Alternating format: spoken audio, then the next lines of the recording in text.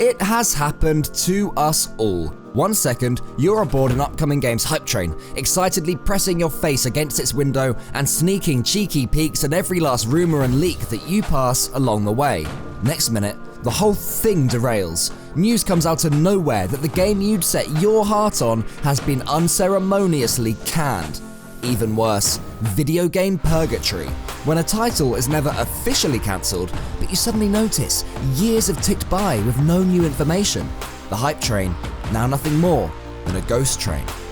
I'm Emil Cole, and this is GINX Esports TV's list of the coolest titles that will never see the light of day. It's our top 10 cancelled games.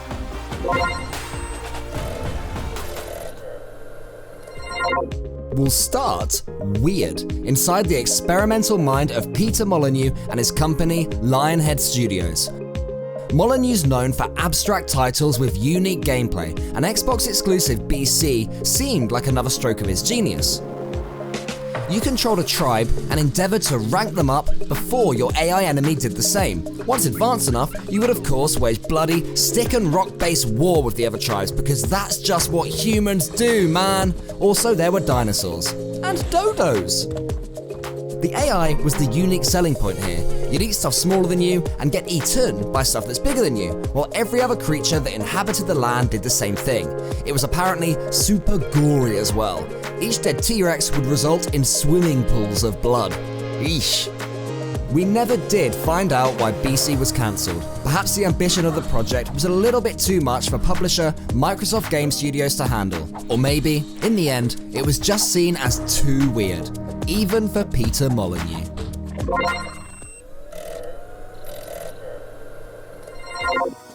I promise, this episode is not just an attack on Microsoft Game Studios, but Scalebound is another ambitious cancellation they were signed on to publish. This was an RPG at a huge scale, taking place in a giant, sprawling, evergreen world. Speaking of huge scales, protagonist Drew was bonded by magic to pet dragon Thuban. The death of one meant the death of the other, so constant protection of your beast was paramount. The game would have also boasted 4-player co-op, which is 8-player co-op, I guess, if you include the dragons, adding even further to the experience. Originally scheduled for 2016, Scalebound was officially put out of its misery in early 2017. Alas, poor Drew and Thuban, we hardly knew ye.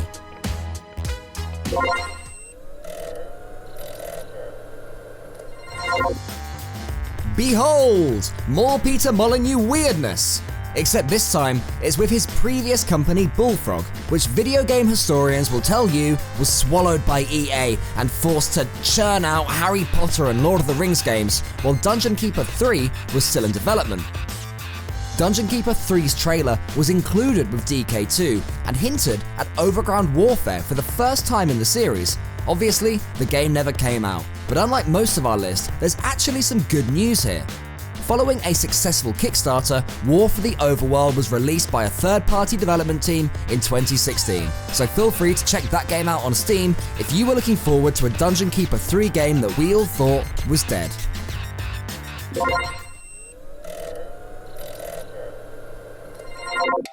Bad cops in Cinemar. They're a dime a dozen.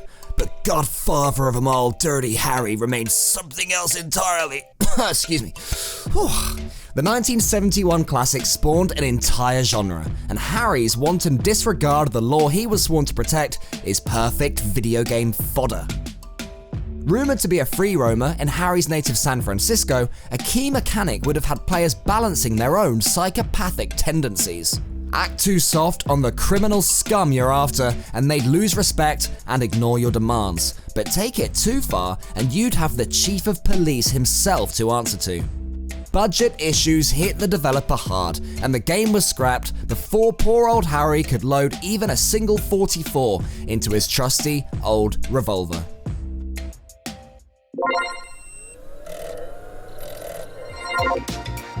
Until Mega Man 9 in 2008, the franchise looked set to become one of those forgotten gems. Thankfully, when Capcom did bring the little guy back, it garnered critical and commercial success. With Mega Man fever once more at its peak and cutesy game development sim Little Big Planet achieving critical acclaim, Capcom tried to combine the two with Mega Man Universe in late 2010. Universe would have let players build their own levels, offering infinite replay value as well as, I'm sure, some brain-meltingly difficult homemade maps. And then, things went quiet. Cancellation rumours abounded for months before Capcom finally confirmed what fans had been fearing for a while. Mega Man Universe was no more. Their reasoning? Various circumstances. That clears that one up then.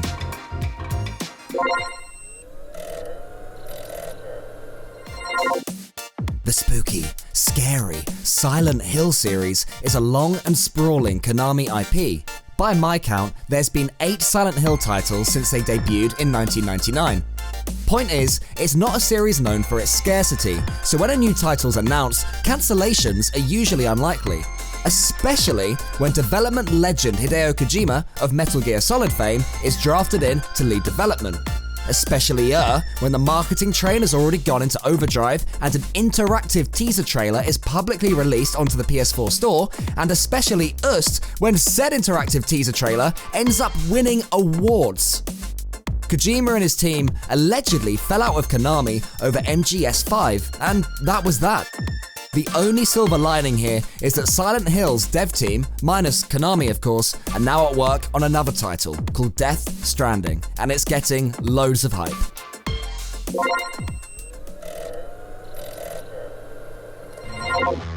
Traditional StarCraft demands thousands of hours before it's mastered. That's why it's such a successful and long-running esport. But the sky-high entry point has prevented huge numbers of people from getting to know the universe's fascinating lore.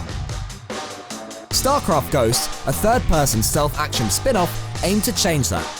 Originally penned for a 2003 release, it featured varied gameplay and levels that could be approached in multiple ways. For the first time, StarCraft fans could experience the finer details of a world they'd only ever seen from way up in the sky. And they were hyped. Very, very hyped. But time passed, mechanics, graphics, even the game's engine became outdated. At some point, for some reason, Blizzard moved the project from Nihilistic Software to Swingin' Ape Studios. Basically, development hell ensued. Amazingly, the game wasn't officially cancelled till 2014, but in truth, all hope had already long gone by that point.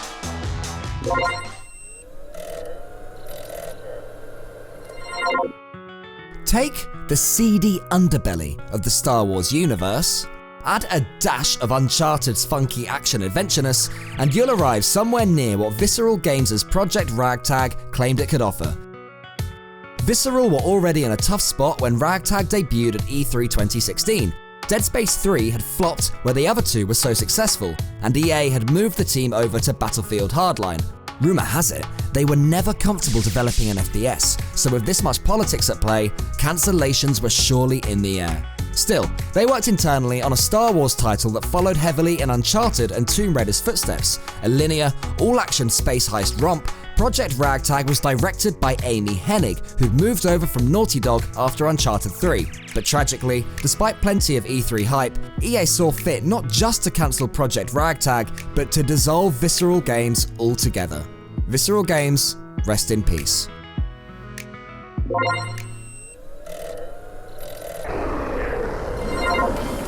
Question: what's the best first-person shooter on PS3 that features chimpanzees, goldfish robots, and heat-seeking bazookas? Answer: there isn't one.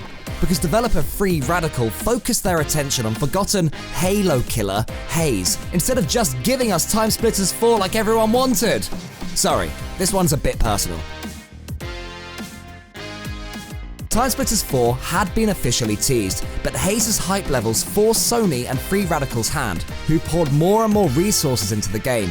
Inevitably, Haze bombed. Hard, commercially and critically. That disaster, along with the cancellation of a 99% complete Star Wars Battlefront 3, was enough to force Free Radical into bankruptcy.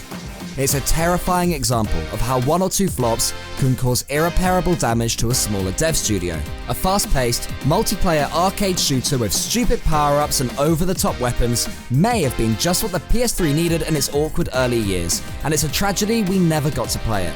But what's more tragic is that a few misguided business decisions resulted in the demise of a respected developer, and 185 jobs along with it.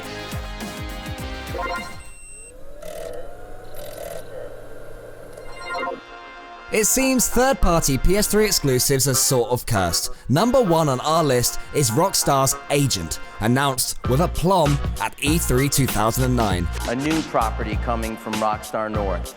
It's called Agent, and it will be exclusive to PlayStation 3. As the name implies, the game featured 1970s espionage and secret agents. But it seems Rockstar took the cosplaying a little too seriously, because this is a game that went entirely off the grid. The stuff I just described is literally all we ever found out about it. A few concept arts did float around the lower echelons of the World Wide Web, but they were never even confirmed as authentic. Gradually, games journalists stopped asking about Agent entirely, they just gave up. It became a ghost, never to be put out of its misery. And then, in November 2018, clever internet sleuths discovered that publisher Take-Two's Agent trademark had finally been abandoned. Ironically, I think we all saw that one coming.